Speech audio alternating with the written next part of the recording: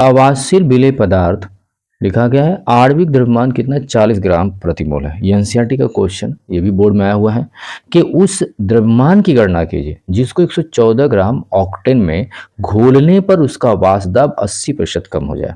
कोई अवाष्यशील पदार्थ विलेय पदार्थ है जिसका आणविक द्रव्यमान 40 ग्राम प्रति मोल दिया गया है, यानी आणविक द्रव्यमान लिख दिया है। ज्यादा सोचने की जरूरत नहीं, बस आणविक द्रव्यमान पूछा अर्थात मोलर द्रव्यमान की बात कर रहा है। फिर कहता है कि देखिए विलेय पदार्थ का द्रव्यमान ज्ञात करना है, यानी कि विलेय पदार्थ के डब्ल्यू के मान को ज्ञात करना है। तो देखिए 114 ग्राम ऑक्टेन लिया गया, यानी ऐसे समझिएगा ये 114 ग्राम ऑक्टेन है। ऑक्टेन क्या है?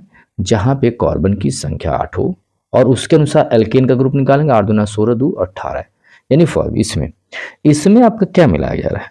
इसमें आप अब देखें तो इसमें बिल्कुल आवासीय पदार्थ घोला जा रहा है, वो मात्रा कितनी है? 40 ग्राम है। तो ये तो आप स्मॉल डब्लू मान लिए, लेकिन एक बात कहता है कि इसका वाष्प दाब 80% तक कम हो जाता है। अच्छा, एक चीज और भी है, यहाँ पे 114 ग्राम, ऐसे समझिए 40 ग्राम आवासीय पदार्थ को 114 ग्राम ऑक्टेन में घोला जा रहा है, तो उसका वाष्प दाब 80% क्या हो जाता है? कम हो जाता है। जब वाष्प दाब 80% कम हो जा रहा है तो उसको आप कैसे करेंगे, इसको ध्यान देने का आप प्रयत्न करेंगे। देखते हैं इस प्रश्न को कैसे क्या कहता है।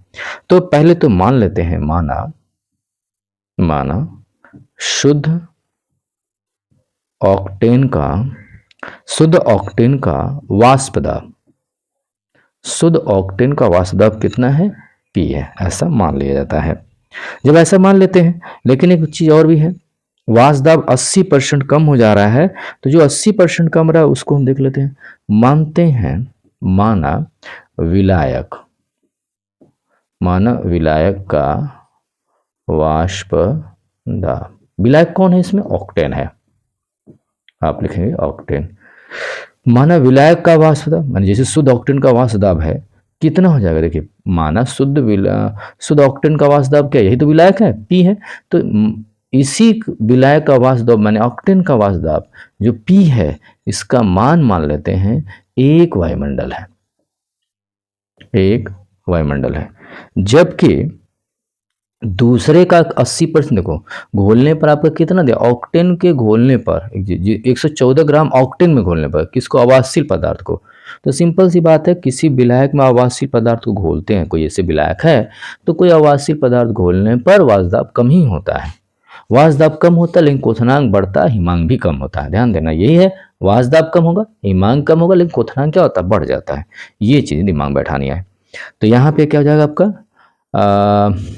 वाष्प दाब में कमी, तो आप ऐसे सीधे लिख लिया, वाष्प दाब में कमी बराबर से आप लिख सकते हैं इस प्रकार से, वाष्प दाब में कमी लिखें, लेकिन चाहिए विलयन का भी, तो बल्कि मैं यहाँ पर नीचे लिख रहा हूँ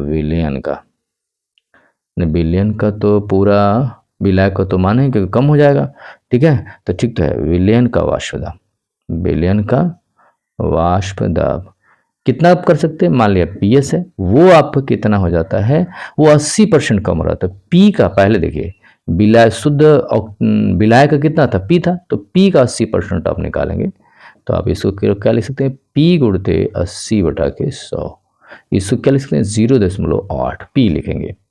अब वाष्प दाब में कमी क्या होगा? पी माइनस पी एस, तो पी माइनस पी एस निकालेंगे, तो पहला क्या? पी माने हैं, अब पी मान रहे हैं तो 0.8 पी घटा देंगे तो कितना हो गया? 0.2 पी। वाष्प दाब में कमी आ जाती है। जब ये वाष्प दाब में कमी इतना आ जा रही है तो इस तरह से कर सकते हैं। अगर पी मान रहे हैं तो अगर एक मान ले, यहीं पे देखिए आप एक मान ले, तो एक का 80 बटा कितना कर देंगे? 100 कर देंगे, तो 0.8 हो जाएगा। तो जब यहाँ पे 0.8 रख देते हैं तो अब सीधे सीधे यहाँ देखिए 1 माने हैं तो 1 है, बल्कि करिए 1 में से 0 घटा देंगे, 0.2 आसान रहेगा हल करने में, वाई मंडल हो जाएगा। पी को हटा दीजिए, आप सीधे सीधे इस प्रकार से कर सकते हैं। अगर पी की जगह देखिए, पी की जगह यहाँ पे क्या एक रखा गया है, अगर पी रखते हैं तो आपका 1 का 80%, क्योंकि यहाँ पे विलायक का वाष्प दाब कहीं दिया नहीं गया, तो इसको 1 मान लें, और अगर पी मानेंगे तो आप पी लिखते जाएंगे, फिर वो कटेगा, समस्याएं उत्पन्न होंगी। उससे अच्छा है कि आप 1 मान करके करें। अब आप बात करते हैं ऑक्टेन का, और क्या दिया गया है इस प्रश्न में? आप देखें ऑक्टेन का एक बात और दिया गया, भार दिया गया, तो यहाँ पे लिखेंगे ऑक्टेन का भार।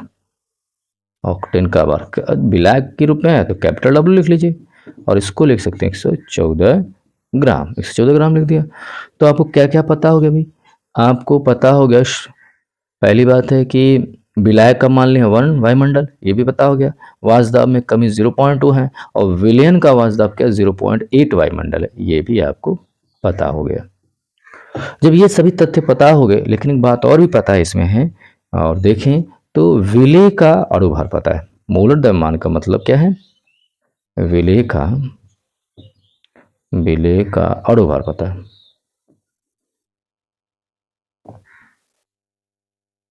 विलेय का अणुभार है तो विलेय का अणुभार कितना होगा? 40 ग्राम। 40 ग्राम दिया गया तो 40 ग्राम प्रति मोल लिया है, उससे फर्क नहीं है, आप सीधे सीधे लिख सकते हैं। अब क्या करेंगे, जहां पे वाष्प दाब की कमी हो रही है तो वहां पे लगाएंगे राउल्ट का नियम। ये आप याद रखिए, बड़ा इंपॉर्टेंट है ये।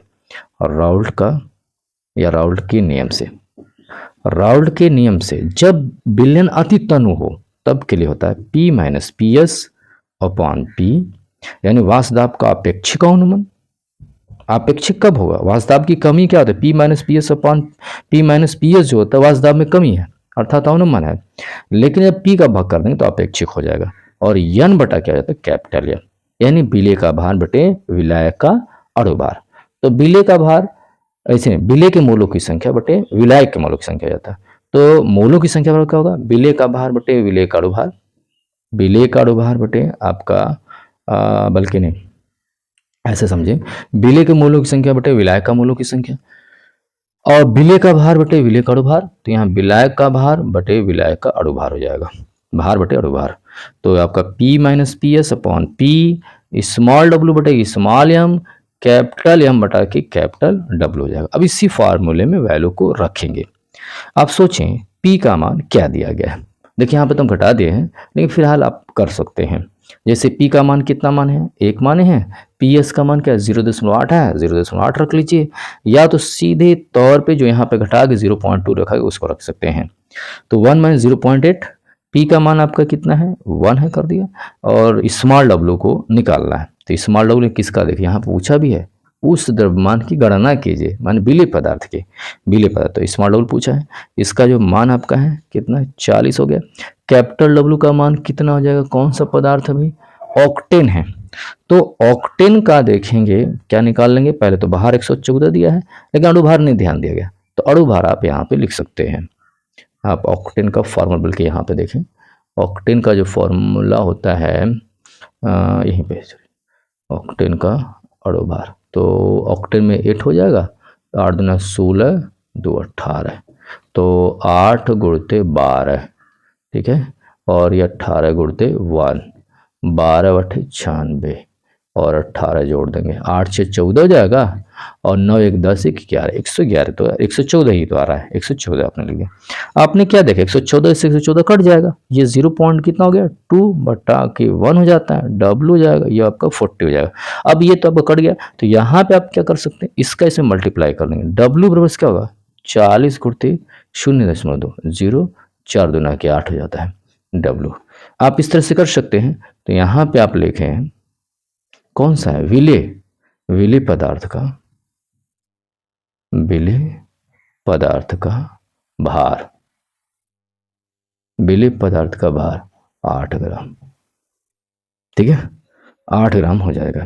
तो इस प्रकार के प्रश्नों को आप ध्यान से देखें और एक बात पुनः समझें, परिभाषाओं को ध्यान से पढ़ें और परिभाषाओं के बाद उसके न्यूमेरिकल को करने का प्रयत्न कीजिए, जिससे आसानी से आपके क्वेश्चन हल हो पाएंगे।